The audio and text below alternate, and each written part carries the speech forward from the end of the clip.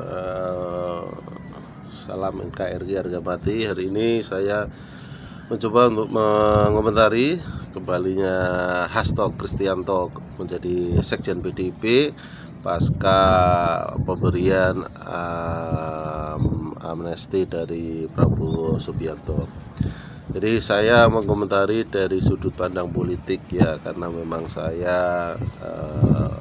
pengamat politik juga dan saya sarjana ilmu politik juga. Dalam konteks bagaimana PDIP sebagai partai besar dan bahkan sebagai pemenang pemilu selama 3 periode ya, Hasto masih menjadi eksekutor ya paling handal ya, orang nomor 2 setelah Megawati yang ada di struktur DPP PDIP. Tentunya kembalinya Hasto menjadi orang kepercayaan dari PDIP dan Megawati sendiri ini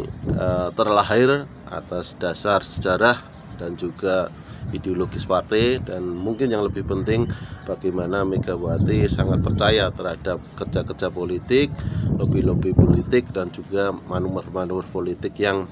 selama ini dilakukan. Namun dibalik keseluruhan alasan-alasan tersebut, saya justru memandang dalam perspektif politik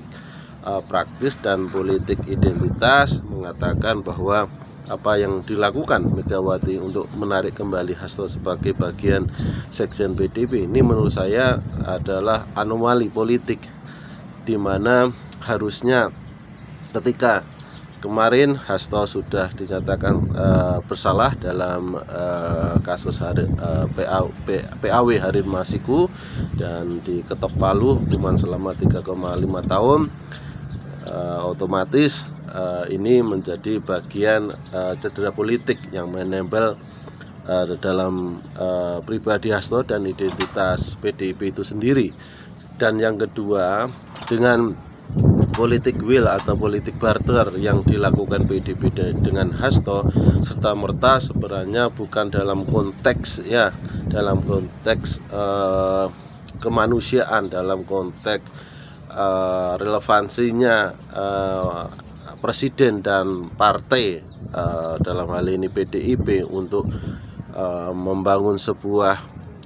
politik identitas yang mencerahkan. Namun menurut saya ini hanya sebatas kalkulasi dan bargaining politik. Artinya apa yang diberikan kepada PDIP, kepada Hasto amnesti ini sangat-sangat politis, bukan mempunyai nilai substansi dalam hal nilai kemanusiaan, nilai-nilai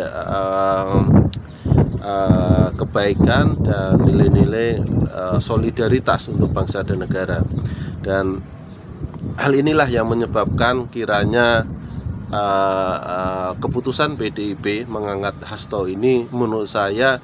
kurang baik dan kurang benar, karena secara produk politik Hasto serta merta sudah berada dalam persinggungan hukum, dan ini menjadi bagian yang harusnya menjadi kesadaran politik Megawati Soekarno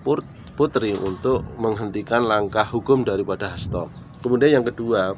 saya melihat bagaimana PDIP secara internal gagal melakukan transformasi dan adaptasi baik dari sisi organisasi maupun misi dan visi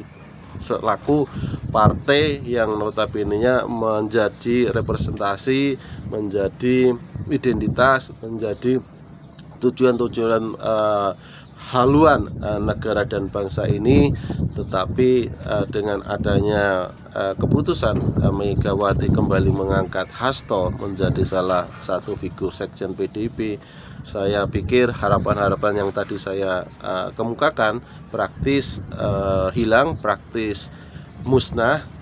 dan saya katakan bahwa PDIP kembali lagi kepada pola dan kebijakan serta visi-visi lama, di mana PDIP lebih mengedepankan identitas personal, identitas histori, ketimbang harus melakukan sebuah moving, adaptasi transformasi baik organisasi. Karena saya lihat PDIP ini akan carut marut, akan berantakan ketika keluarga besar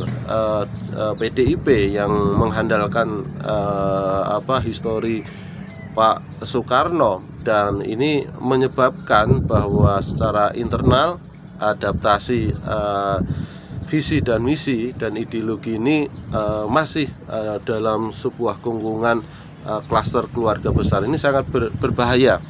Namun demikian, apakah ini menjadi bagian rekayasa dan manajemen internal, bahwasanya itulah ciri khas dari PDIP? Saya nggak paham. Hanya dengan adanya Hasto kembali lagi sebagai sekjen PDIP, menurut saya secara internal gagal untuk melakukan transformasi organisasi, sehingga pada akhirnya PDIP akan menjadi partai besar, namun dengan kondisi-kondisi internalisasi yang menurut saya suram dan membahayakan terhadap PDIP itu sendiri. Kemudian dalam konteks yang lainnya, dengan Hasto kembali lagi ke kancah politik nasional sebagai sekjen PDIP, ini justru memperlihatkan PDIP dan Megawati sangat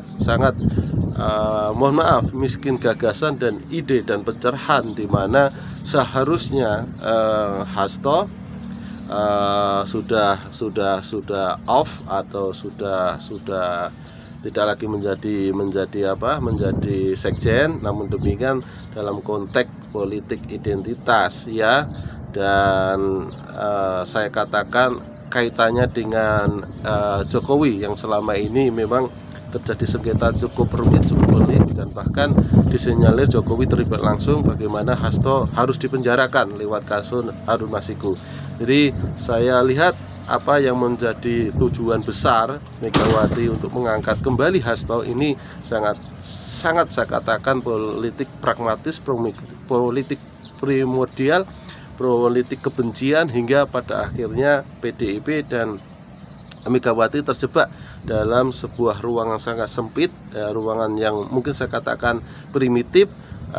Politik kebencian lebih mengedepankan bagaimana ruangan konflik, ruangan permainan bidak catur yang sempit ini kembali dikelola, kembali di manajemen sebagai bagian strategi isu dan strategi mungkin surveilansi pertahanan baik dari partai maupun Megawati dan Hasto itu sendiri.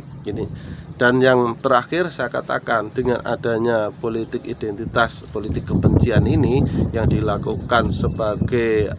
perlawanan kembalinya Hasto dalam kancah politik nasional, bukan berarti menurut saya menjadi bagian keuntungan maksimal terhadap PDIP dan Megawati. Justru kita melihat bagaimana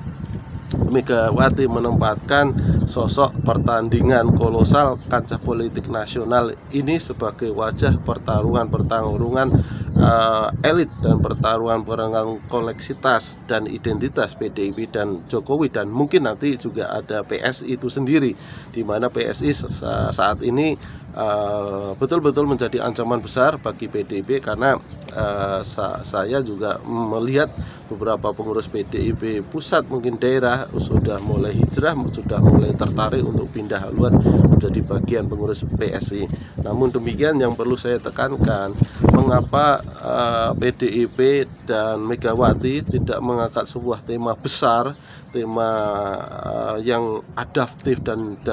yang dibutuhkan masyarakat secara umum, dan bukannya partai politik ini bagian dari strategi berdagang, strategi kebangsaan, strategi kemanusiaan, dan strategi besar yang harus dicapai bangsa dan negara ini dengan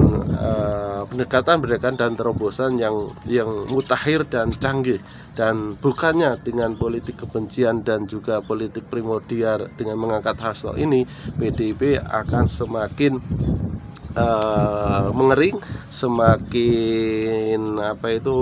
menggerut, baik dari internalisasi organisasi maupun eksternalisasi ide dan gagasan, dan ini menjadi sebuah menjadi sebuah tantangan bukan hanya PDIP dan partai lainnya. Menurut saya ini tantangan kita sebagai masyarakat pemilih akan melihat dalam kapasitas dan loyalitas serta terobosan gagasan-gagasan partai-partai yang saat ini hadir, bagaimana mereka sesungguhnya seperti apa identitas, visi apa yang mereka bawa, dan secara keseluruhan untuk apa mereka harus ada dan mengapa kita harus pilih mereka. Dan yang terakhir, dengan Hasto masuk di ruang lingkup pemerintah, kembalinya menjadi orang nomor 2 di PDIP, tentunya ini akan membuat skenario landscape politik penyatuan bagi Prabowo Gibran kembali rusak, kembali terdistorsi, karena sebuah kekuatan politik antara Prabowo dan juga Jokowi terlanjur begitu besar. Portofolio politik Jokowi dalam pemerintahan Prabowo Gibran, baik dalam dukungannya Pilpres maupun komposisi kabinet dan kepentingan yang lainnya adalah yakni wapresnya adalah anak sulung dari Jokowi, Gibran Raka Buming Raka. Tentunya ini akan menjadikan portofolio pelik dan rumit bagi hubungan dengan Prabowo, dan juga demikian ketika Prabowo memberikan amnesti ke Hasto, bagian dari usaha-usaha pendekatan, usaha-usaha penyatuan partai politik dan anak bangsa untuk menjadi sebuah identitas politik penyatuan yang ini akan kembali menimbulkan sebuah polemik dan irisan-irisan kepentingan yang begitu